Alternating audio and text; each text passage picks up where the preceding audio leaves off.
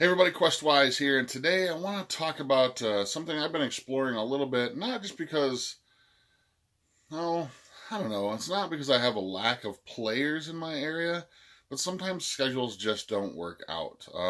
It's getting to be spring here in northern Michigan, maybe, uh, but sometimes, you want to, you just don't have time to put together a group or a game for some kind of RPG that you wanted to play.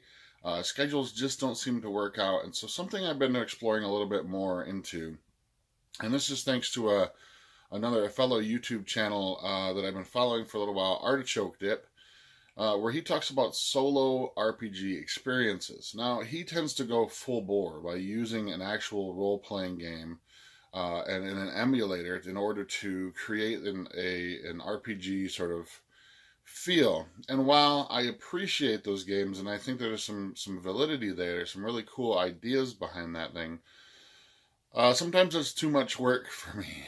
Sometimes when I generally I tend to have sort of weird days off. So some of my days off kind of fall into for my day job, sort of fall into days that other people are all working or beginning their work week and stuff. So sometimes I find myself alone in the house, and I just need some stuff to scratch that sort of RPG itch. And so some of the games I've been exploring are games that have sort of a light RPG feel to them, sort of a theme to them, but at the same time have provide you with an experience to that effect, kind of thing. And there's three games I want to talk about today, though there's many others. Just the three that I've been exploring. The first would be the Pathfinder card game. This happens to be the Mummy's Mask base set. There are several base sets for this game that have come out, as well as a bunch of expansions and stuff. This is probably the closest thing you can get to using a card game to emulate an RPG. It does have a very sort of dungeon crawl experience in which that each scenario has a set of locations that your characters that you have in front of you will travel to, and becomes a little bit repetitious over time because you're sort of searching through each one of these locations, trying to find the big bad guy, closing those locations, chasing him down, trying to thwart him from whatever task that you're doing. There's a lot of variety in each scenario, and there's a ton of cards in the base set, which give you a lot of variety and it gives you a nice experience in that regard. Though sometimes when you're searching through these locations, it can feel a bit repetitious at times, but still very, very well done. Very, very nice at emulating the RPG feel, in that you have characters that over time will level up. They have skills on the cards that you can slide into a protective holder, and will give you options for later using experience points for completing scenarios that you can level up those characters and give them better abilities, as well as gathering new items and other accoutrements to put into their specific decks that they play with. So while very, very awesome is a game, it does take a little while to set up.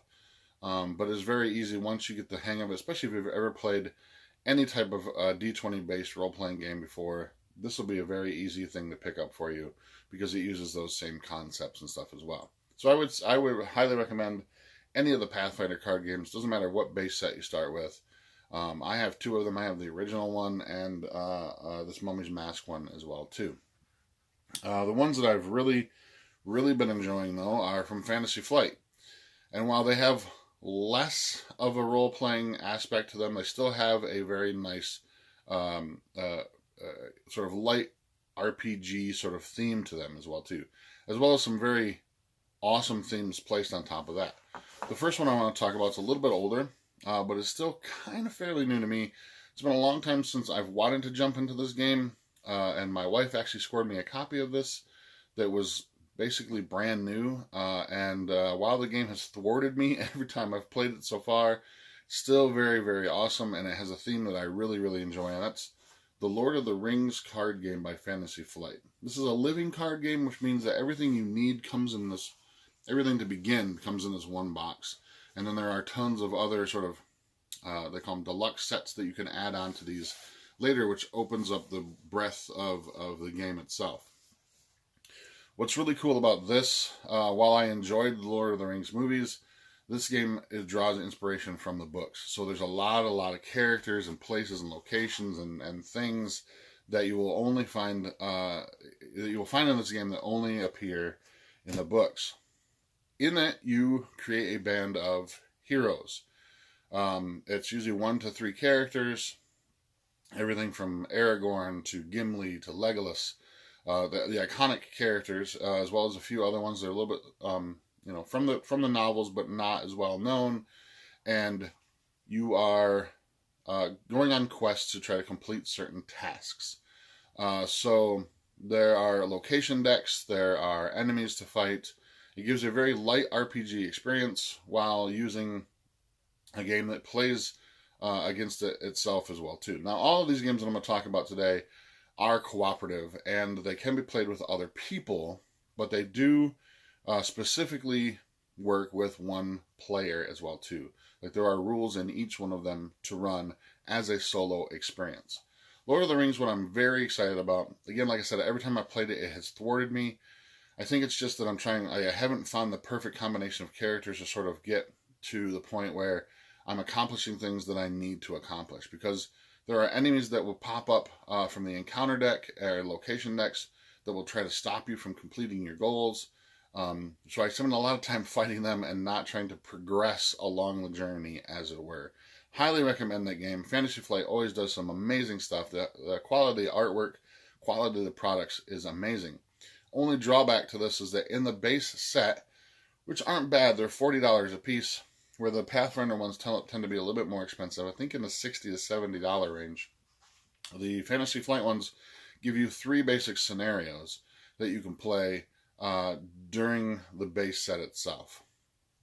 So there's only 3 to kind of sort of play through, where the Pathfinder one gives you several more.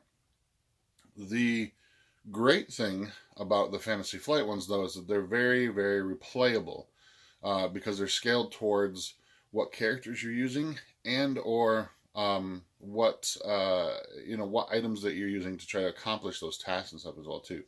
So specifically, what I'm talking about when I say that they're replayable is that there are certain, because the deck is sort of it's built for a specific encounter, it sometimes is randomly seeded with other things as well too.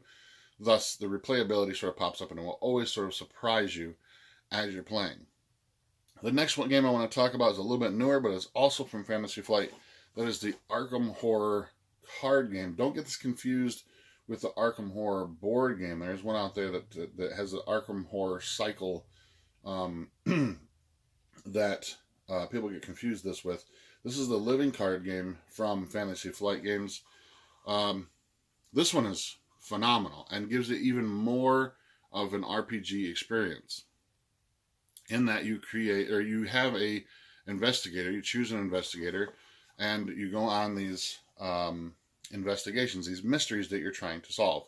Again, in this set, you only get about 3 scenarios, but what's really nice about this is now they've come a long way with these types of games. Rather than buy deluxe expansions that can add on to your experience, there are also standalone scenarios that you can play as well too. When I say role-playing experience, what I mean by this, for these types of games, is that, like the Pathfinder thing, you have a character that has its own sort of deck of cards that are created specifically for it. And as you play through the different scenarios, if you play it like a campaign, one after another, it tells an ongoing story. And when you get to the end of each one of those stories, they give you experience that you can add more cards into your deck to sort of level up your character, as it were, as you continue to go along. It makes things easier for you to get better cards. You can upgrade cards. So, for instance, there are several levels of, like, the flashlight card and stuff as well. This game emulates H.P. Lovecraft's writings of the sort of Cthulhu mythos. And it's a beautiful game. It's very, very fluid. If you played any of the other living card games by Fantasy Flight, this will be a little bit easier to pick up as well too. It's not D20 based. It's not like an RP. It's not like a Pathfinder like experience. in a D20 sense. This doesn't use any dice at all. The Lord of the Rings card game uses tokens. Of course, Fantasy Flight loves their tokens. This one actually uses a chaos token, a bunch of them, into a bag that are seated into a bag depending upon the scenario. Now, because this one's newer, Fantasy Flight has learned from their experiences a little bit, and there's some really interesting ideas in that it's sort of even more scalable depending on what investigator you're playing and how many people are playing. So there will be cards that say things like, this creature has 5 hit points per investigator, or this location has 2 clues per investigator. So it sort of scales to the fact that you're playing by yourself, makes the game a little bit easier. The other thing that the Lord of the Rings card game does not do, because it seems like it's always sort of going at full throttle, this one has the ability to play it easy, standard, hard, and like nightmare mode. And so by doing that, it sort of seeds different tokens into the chaos bag and makes things harder if you want it to be a more challenging experience. So there are 3 different games that I really have been enjoying that have given me my sort of light solo RPG experience that you may have not seen before, or if you've been maybe curious about. I highly recommend all 3 of those. I would go Pathfinder card game if you really prefer the sort of D20 solo experience. The Lord of the Rings, if you're a huge Lord of the Rings fan. For me, while I love the game, and it has been very challenging for me. And the Arkham Horror game, again, played the game, went insane the first time. Second time I was able to accomplish the mission, but I, excuse me, still have a few more scenarios to go as well too. So that's what I have for you today. Until next time, I'm Questwise, and I am out.